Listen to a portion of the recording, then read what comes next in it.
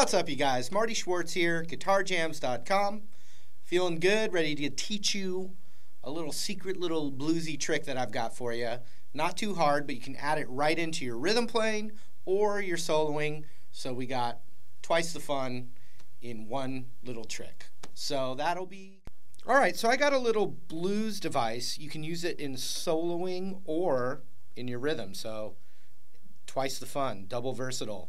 And here's the concept, you know, blues, we're using dominant chords, or like 7 chords, or 9 chords, or 13 chords, or 7 sharp 9s, you know, all these fancy words. But basically they all kind of are bundled into this kind of bluesy sounding dominant chord. I'm just going to take a D7 bar chord. Right there. So it's like a full just E-shaped bar chord, but with the pinky off, you get a D7.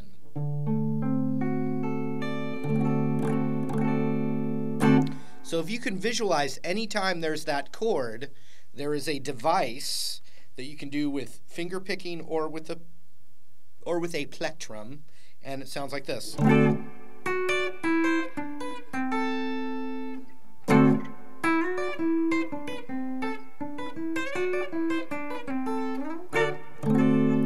And where I'm going to end it, I mean, you can go all the way down, keep going down a pattern, keep going up a pattern. I'm going to keep it to this little device because where it ends is right on the James Brown chord or the 9-chord version of that same chord. So let's look at those 2 chords real quick. We got that D7 bar chord. And then we've got the D9 chord, which is middle finger on the root, 5th fret of the A string, 2nd fret, and then 5th fret across the G, B, and high E. And so if you look at this first chord right here, here is how we're going to think of it. That can become this. And so I'm just going to use 2 different shapes. The first shape is middle finger on the 11th fret of the G string. And then I'm just going to bar kind of across all 3, G, B, and high E, but with the middle finger down on that G. And the reason, you know, you can't hear that note where my index is right now on the G, but we are hearing the high E on the 10th fret. I like to do the pluckies, but we're not playing the B string at all in this technique. No B string. G, high E. Or high E, G. So anytime you have this dominant chord, you can immediately go to this. What I like to do is I like to tuck my pick under my index finger. So I'm picking, boom, tuck. And then I use my thumb and middle finger, so I can do it pretty quick. Ta-da! Fancy. So that, and then the cool thing is if you can get that shape down, the next one is just the same thing, a whole step down. So then you get stuff like where you can go pluck them together or pluck the notes separately or reverse them or going back and sliding.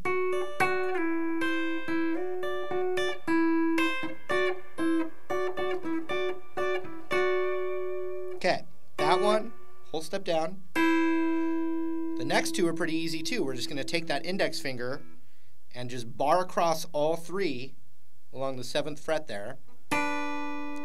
Remember, no B string though. And then just the same thing down a whole step from there. And then you can transition into that D9 chord. You could also go the opposite way, go from here up.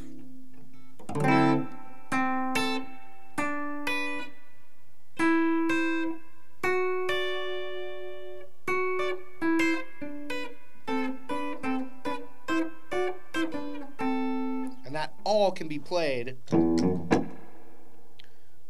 Erase this here. That can all be played over that D7 chord.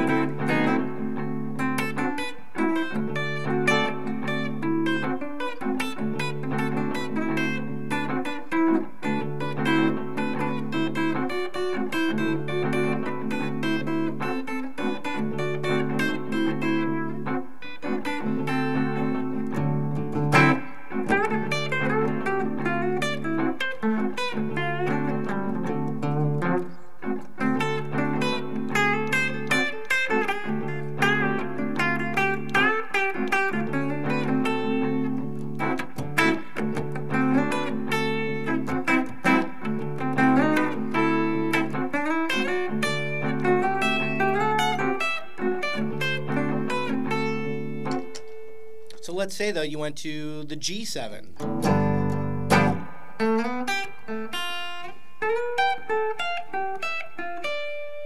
Right there again. The G all the way up here. Same move.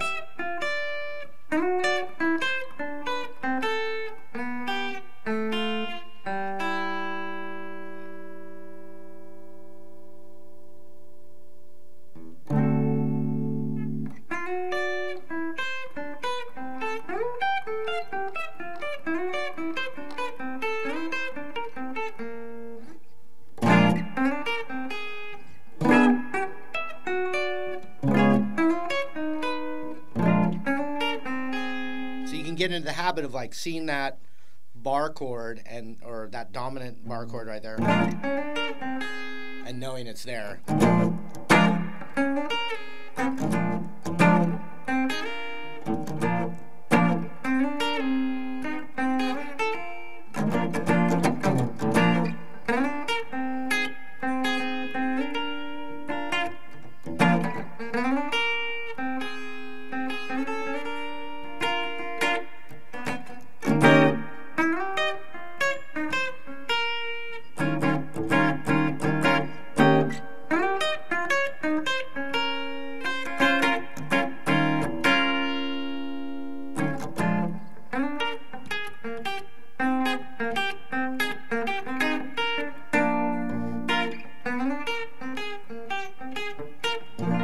But remember, it's for a dominant chord.